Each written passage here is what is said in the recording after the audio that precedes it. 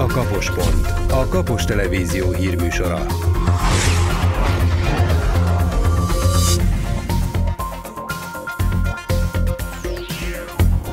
Munkahelyeket menthet meg Somogyban, ha tényleg csökkenti a kormány az alapvető élelmiszerek áfáját, akár több mint felével csökkenhet az adóteher.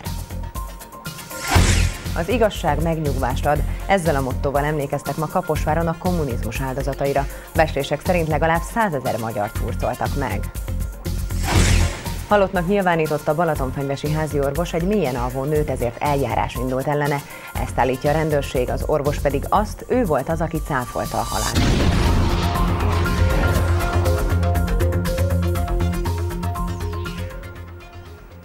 Jó estét kívánok!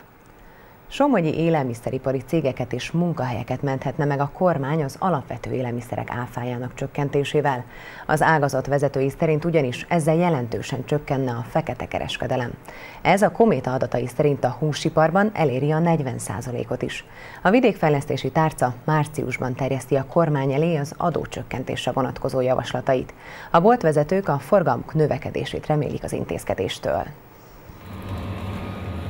Tej, kenyér, húsáru, zöldségek, étolaj, kávé. A többi között ezek áfáját is csökkentenék. A vevők azt mondják, már alig várják, hogy ez megtörténjen, így ugyanis akár több ezer forintot is megspórolhatnak egy vásárlás alkalmával. Az alapvető élelmiszereknek olcsóbbnak kell lenni, mint bármi másnak. Tehát az mindig is a kevesebb áfájú cikkek közé tartozott.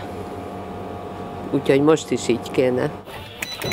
Az áfa csökkentést az üzletek is várják, azt remélik, nő majd a forgalmuk.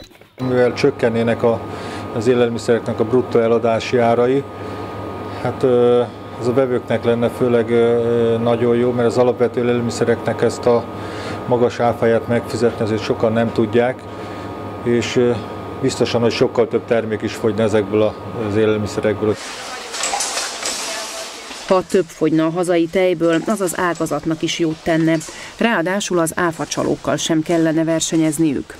Nyilvánvalóan nem lehet versenyezni olyan termékkel, amit áfa nélkül tudott megvásárolni a kereskedő, majd ő talán ezt áfával tudja tovább értékesíteni, akár fehér, akár a fekete részen. Ez egy jelentős tényező lenne. Az áfacsalás a húságazatot is jelentősen érinti. A kaposvári Kométa közleményében tudatta, a fekete kereskedelem is nagyban megnehezíti a húsipari vállalatok mindennapjait. A 27%-os áfatartalom az egyik fő oka az ágazatban jelentős, csaknem 40%-os fekete kereskedelemnek. A cég szerint az áfacsökkentés a vállalat stabil működéséhez is hozzájárulna. A jelenlegi áfakulcsok adócsalás oly mértékű elterjedésével jártak együtt, hogy ez munkahelyek 10 000-eit veszélyezteti, és már jó néhány cég kénytelen volt a tevékenységét meg is szüntetni, talán elég a húsipari ágazatra utalnom. A fórum felmérése szerint minden második eladott áru után nem fizetnek áfát. Az Egyesület körülbelül 10%-os áfakulcsot tartana elfogadhatónak. Azt mondják, ezt még elbírne az állami költségvetés is. 10 millió eurós, azaz mintegy 3 milliárd forintos beruházást hoz Kaposvárra az Agrana. Az osztrák cukor- és gyümölcsfeldolgozó ipari koncern cukorrépasilót épít a Somogyi megyeszékhelyen. A következő években további 10 millió eurót fektetne egy csomagolóüzem létesítésébe is. A cég a Balkánon akar terjeszkedni. 2 forinttal csökkenti a gázolaj árát szerdán a MOL. A benzinára nem változik. A csökkentéssel a gázolaj átlagára 433-434 forint lesz, míg a 95-ös benziné 438-439 forint marad. Világszerte mintegy 100 millió ember életét követelték a kommunista diktatúrák. Arról csak becsült adatok vannak, hogy itthon mennyien tűntek el vagy haltak meg. Magyarországon 2000 óta emlékezünk minden évben a kommunizmus áldozataira. Kaposváron történész beszélt a rendszer rémtörténeteiről, és megkoszorúzták az áldozatok emléktábláját. A napon február 25-én hurcolták el Kovács Bélát. A mai napig kísért a múlt szelleme, a Rákosi címer árnyékában emlékeztek a kommunizmus áldozataira Kaposváron. Az egyetem professzora, Rosta István, a Független Kisgazdapárt főtitkárának 1947-es elhurcolására emlékezett. Beszédét egy bibliai idézettel kezdte, ami szerint a tények ismerete megnyugvást adhat az embereknek. Megismeritek az igazságot, és az igazság szabaddá tesz benneteket. Valóban, az igazság birtoklása jelent egyfajta belső megnyugvást, egyfajta belső szabadságot. Világszerte legalább 100 millió áldozatot követeltek a kommunista diktatúrák. A magyar elhurcoltak és elhunytak számát azonban csak sejteni lehet, mert a volt Szovjetunió levéltáraiban a háború utáni időszakról nincsenek pontos adatok. Magyarországon legalább 100 000-re becsülik az áldozatok számát.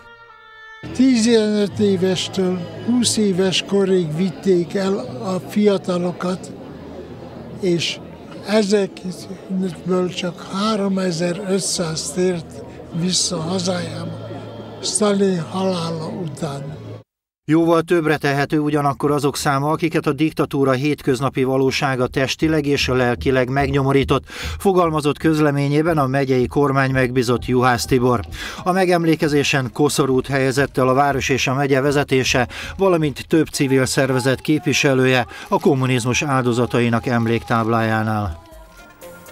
Megvan P. Erika elmeorvosi vizsgálata. A Szita Bence gyilkosságával vádolt nő beszámítható. Mindjárt elmondjuk a részleteket.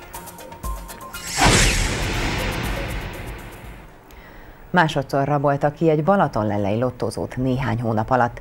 Mindkétszer egy fegyveres férfi fenyegette meg az eladónőt, de azt nem tudni, hogy ugyanaz volt-e a támadó. A tavaly nyári rabló 100 000 forintot zsákmányolt. Akkor egy biztonsági kamera felvételt is készített a férfiról, mégsem fogták még el. Ezt a lottózót támadta meg szombaton zárás előtt a fegyveres férfi. Pisztolyt fogott az ott dolgozó fiatal lányra, majd a bevétellel gyalog menekült el. Ezután rendőrök szállták meg a környéket. Sok rendőrt láttam, meglepődtem rajtuk, hogy hova mennek. Egy el akart arra Pest felé menni, aztán visszafordult. Már másodszor rabolják ki ugyanúgy a lottózót, pedig az első eset óta az eladó lánnyal együtt a barátja is gyakran volt a boltban, ezért sokan meglepődtek azon, hogy másodszor is megtámadták az üzletet. Itt pedig mindig szokott lenni a kislányjal valaki, csodálkozunk rajta. Az eladónőt mindkét eset nagyon megviselte. Erről ennek a férfinak is beszélt. Nap is kérdeztem tőle, hogy mondom, nem fél azok után. Azt mondja, utána borult ki. Tavaly augusztusban több 100 000 forintot vitt el innen a fegyveres rabló. A tulajdonos akkor azt mondta, a biztonsági kamera is felvette a támadót. Szerencsénkre az egészről felvételünk van, amit a rendőrség kiértékelt, és bízunk benne, hogy a segítségére lesz. Reméljük, hogy hamarosan elfogják a tettest. A rablót ennek ellenére még mindig nem fogták el. Nem kizárt, ő tért vissza másodszor is. A hétvégi támadóról személyleírásuk is van a rendőröknek. Az elkövető körülbelül 30-35 éves, 180 cm magas, vékony testalkatú férfi, szeme barna színű. A bűncselekmény elkövetésekor hosszújú, csípőigérő narancsárga színű pulóvert viselt. Ez alatt pedig egy fekete kapucnis pulóvert, fantomképet is készítettek róla. A rendőrök kérik, ha valaki felismeri a képről a rablót, értesítse őket. Egy 77 éves asszony miatt kerülhet bajba egy balatonfenyvesi orvos. Veres Zsolt háziorvost múlt hét pénteken riasztották a Róza nénihez azzal, hogy az idős nő meghalt. A rendőrök szerint az orvos meg is állapította a halál beálltát, pedig a nő még életben volt. Ezért foglalkozáskörében elkövetett gondatlan veszélyeztetés miatt indult ellene eljárás. Az orvos tagadja a vádakat, szerinte ő nem hibázott. A csendes Balatonfenyvesi utca lakóinak életét egy halálhír borzolta a közelmúltban. A 77 éves Róza néni már régóta nem adott magáról életjelet. Azt mondták, hogy úgy találtak valaki rája, és hogy ma úgy gondolták, meg is halt. Az önkormányzattól jött egy autó, észrevette, hogy benn vannak a levelek, meg minden a postaládába. Azután szóltak valakiknek, rendőrnek, azok kijöttek, és hogy a néni meg van halva. Róza néni postaládája most üres, de sokáig tele volt, és senki nem is ürítette. Ez lett gyanús a falu gondnoknak. Néztem be az ablakon, ahol is láttam az ágyat, amin le volt takarva hát akkor lényegében nem látszódott semmi, csak hogy le van takarva egy pléddel egy nem valaki vagy valami, mert ezt nem tudtam. Akkor szóltam a rendőröknek, illetve a körzeti megbízottnak. Ezután riasztották a házi orvost, de állítása szerint ő nem állapította meg a halál beálltát, mert nem volt nála az ehhez szükséges felszerelés. Én visszaugrottam a rendelőbe, hogy elvegyem a táskámat, meg az eszközeimet, hogy elvégezzem a halott vizsgálatot. Visszaérve a helyszínre kb. 15 perc múlva már szaladtak szembe velem, hogy hát tulajdonképpen él. Hát mondom, akkor nagyon jó. Megvizsgáltam, kiderült, hogy a mama tulajdonképpen egy mély álomban volt. A rendőrség azonban máshogy emlékszik a történtekre.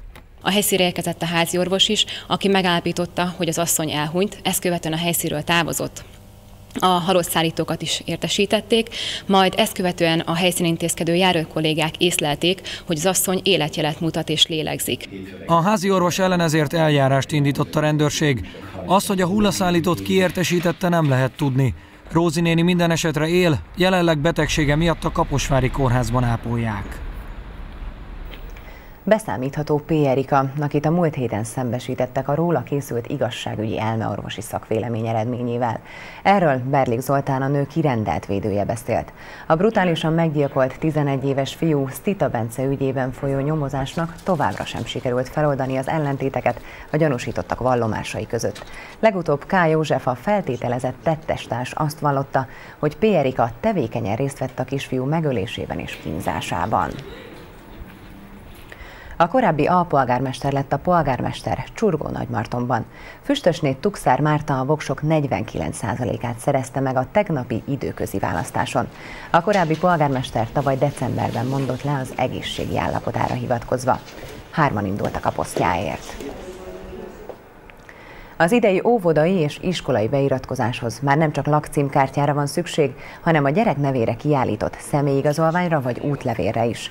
Ha egyik sincs, személyigazolványt kell csináltatni a gyereknek. Az igazolvány a helyi jegyzőnél is kérelmezhető. A beiratkozások márciustól kezdődnek. Főbb híreink még egyszer röviden.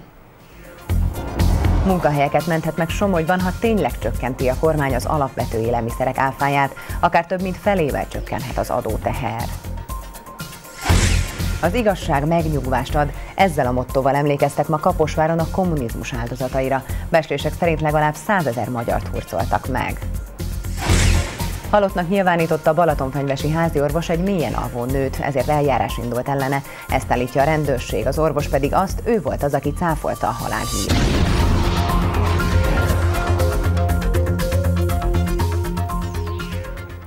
Kaposváron járt Radics Gigi. Az énekesnővel készült exkluzív interjút megnézhetik Somogy videós hírportálján. A Kaposport legújabb híreivel Dia várja Önöket. Jó estét kívánok! Célegyenesbe fordult a felkészülés. Szombaton már tétmérkőzést játszik a Rákóczi NB1-es futballcsapata. A kaposváriak a listavezető Győrt fogadják, és abban bíznak, hogy az elmúlt hetek munkája meghozza majd a jó eredményt. Szabó Márk meglepetés bajnoki címe mellett erről is szó lesz a mai Kaposportban. Tartsanak velünk! Ma este foci. A pécsiekkel játszik a Rákóczi, utána pedig a híradó és a sport ismétlését láthatják. Köszönöm figyelmüket, a viszontlátásra! A Kapospont után már is jön az időjárás jelentés.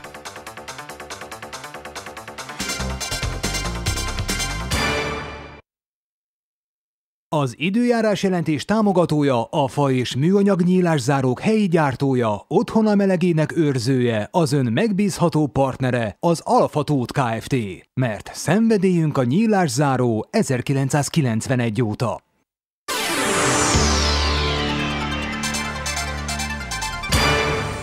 Enyhe, de csapadékos napok érkeznek a hét közepén. Köszöntöm Önöket innen is. Kedden is szomorkás, borús időnk lesz, sőt esőre is számítani kell. Az esti órákig akár nagyobb mennyiségű csapadék is hullhat. A hőmérséklet viszont 0 fok fölött marad, plusz 8 fokot mérhetünk. A napokban 2. front érkezik hazánk fölé, ami erősen megviselheti az érzékenyebbek szervezetét. Szerdán borongós, ködös órákkal kezdjük a napot, de a köd hamar feloszlik, egy-egy záporra azért számítani kell, és mindemellett az északi szél is megerősödik.